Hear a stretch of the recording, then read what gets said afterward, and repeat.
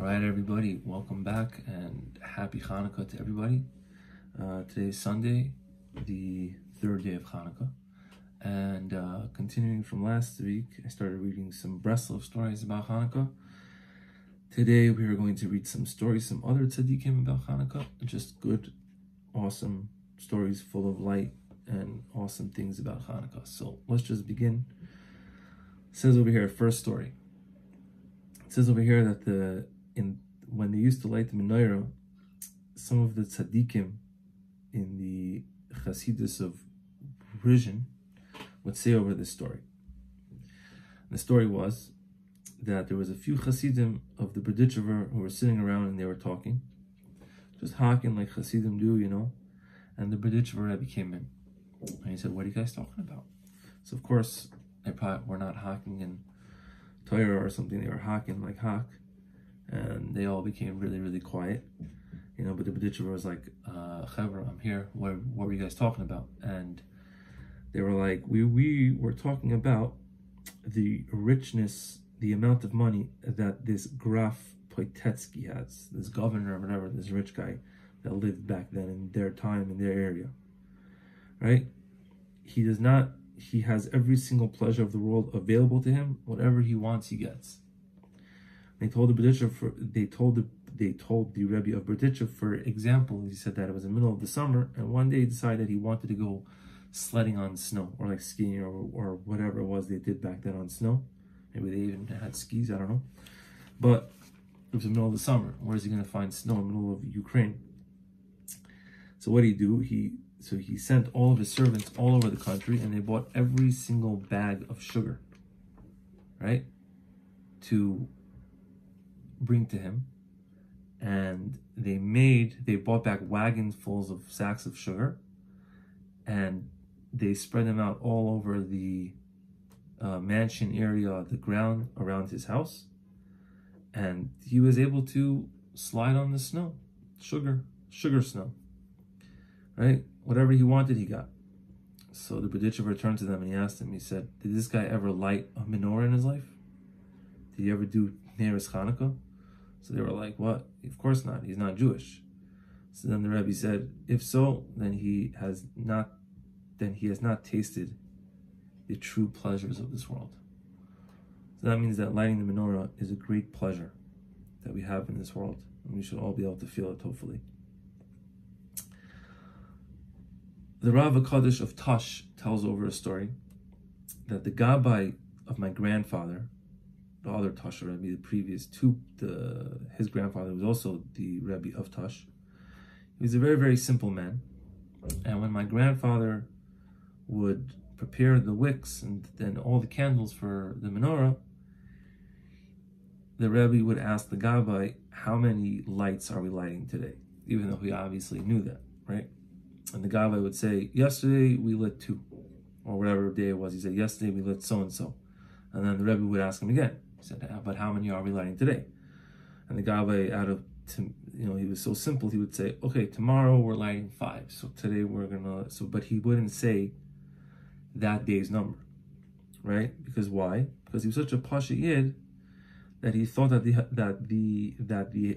halacha by Sfiras Omer is that you're not allowed to say what day you're going to count that night, right? So he thought the same thing was also by Chanukah, that you can't say the same thing. So when the Rebbe would ask him this thing, right, he wouldn't answer because he was afraid that you're not able to actually say the number of lights that you're going to light. So the Rebbe HaKadosh of Tash, who was telling over the story about his grandfather, said, "I think the people back then didn't understand the actual kavanah that my grandfather was having, right? Because they all knew that the guy was a simple yid, right?" He says, so what was the point of like asking him? Even him, he knew this answer, like what to light. But what was the pshat that the Rebbe kept on asking him this question of how many were lighting? He said, after he realized that he's not gonna answer because of this mistake that he made in this little law between Sfiras Omer and Chanukah, right? He wanted to show in Shemayim and to waken a schus for him in Shemayim, that even though he was wrong in the actual law, but just he wanted to show a schus in Shemayim, that how much a Jew could fear, even from this simple little Jewish law about Sfiras Omer, how much a Jew could have here Shemayim, right? That he wouldn't want to say, that he wouldn't want to do anything against, the will of Hashem, which is Jewish law. So that's why he kept on asking these questions, even though he already knew. The reason was to awaken a big schus for this simple Jew who did not want to go against Hashem by Chas v'Shalom, saying the days of the menorah, which day you're going to light, because he thought that it was also the same type of thing as Sfiras Omer. So that's very Chassidic. That's a very, very interesting story over here. It says over here that the Baba Sali, when he used to light menorah, his grandson, Rabbi David Chai Abu Chutzara, said that when I was 7 or 8 years old, I saw my grandfather, right, when he would light the menorah, right, he said that he would have a shamish, right, and then he would take his hand and kind of drag the wick from the candle of the shamish. I think that's what he's saying, right? And the psila in this wick was burning fire. And he had the shamish in the menorah already stuck in its hole, whatever it is, and he would drag the wick out of the candle,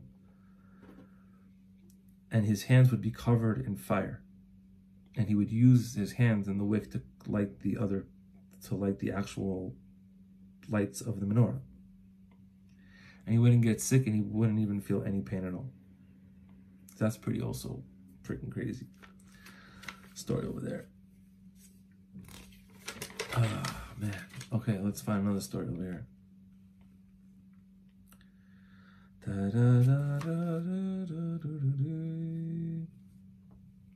It says over here, the minhag by Jews in all Tfutzas Yisrael, in all parts of Israel and all parts of the Jewish world, that the minhag is to play with a dreidel, a sivivon on Chanukah, right?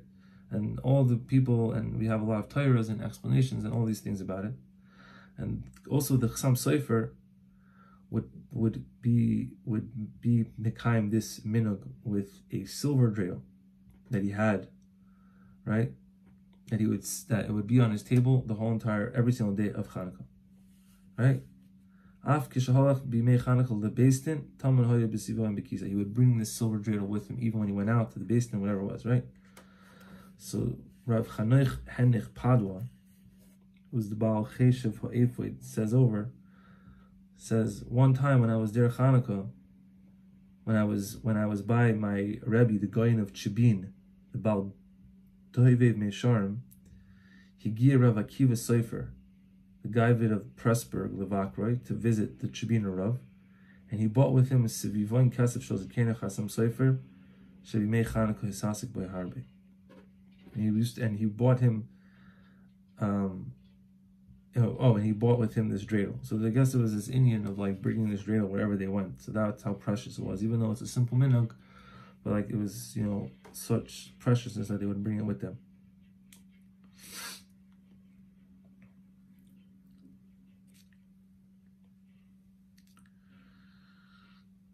In the days of Chanukah, the Rav HaKodesh Yismach Yisrael asked his brother, as Ben Achiv, the son of his brother, Rab Shraga Feivel, right?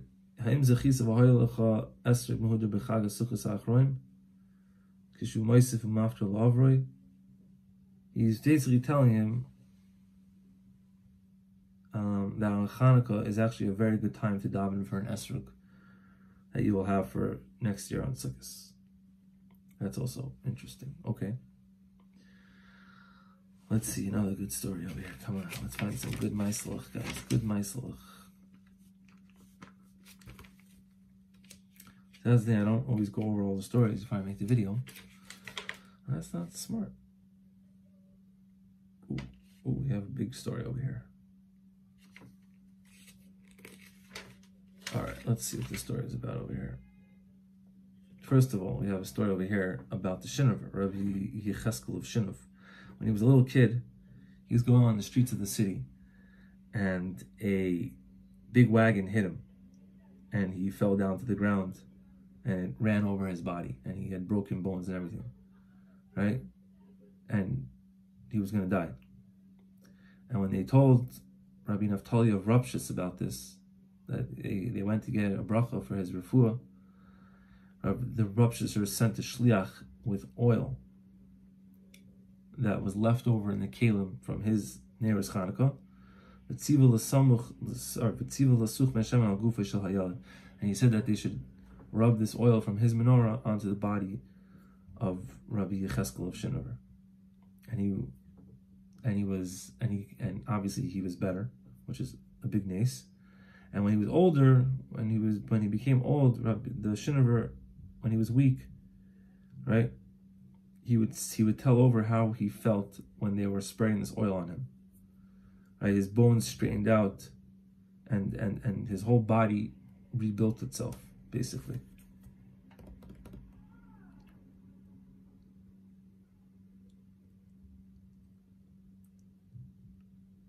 He said, where could we, and then the Shinover would finish off, and he said, where could we take today such oil?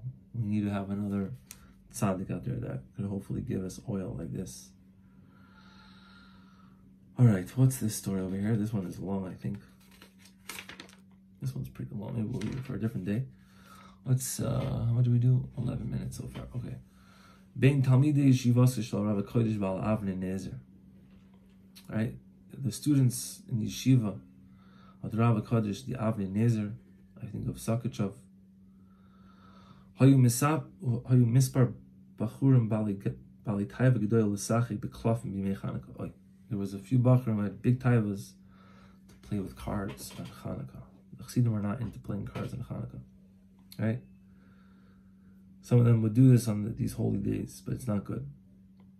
So the Avnei Nezer saw what was going on, and b'koydim b'mei Chanukah, after the shir that he would give before Chanukah, he warned all the students to not play with any cards during Chanukah, chas v'chalil.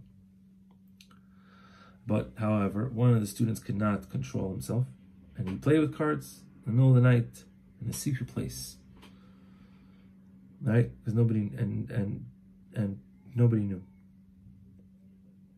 And the next day he sat with a shir with the Rebbe.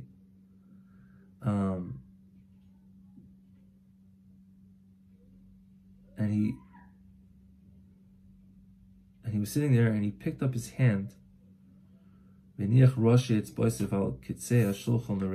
put his hand on the table, the edge of the table for a second.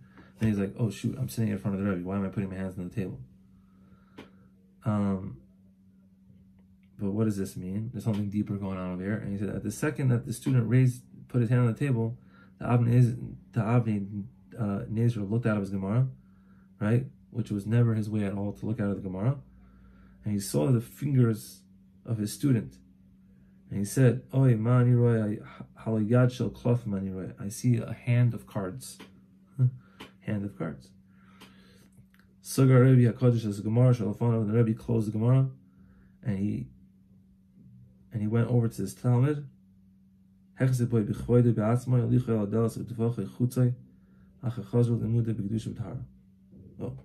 thought it was going to be a happy ending. They kicked this guy out. So that's pretty intense. But yeah, don't play cards on Chanukah, it seems like. Play drunken dreidel instead. Or just regular dreidel, but do not play cards in front of the Avnei Nezer on Chanukah. But anyway, maybe on Tuesday we'll do some more stories, some other Yom of Chanukah. The whole week is Chanukah. Let's try to do it all good. So everyone has to have a great Chanukah.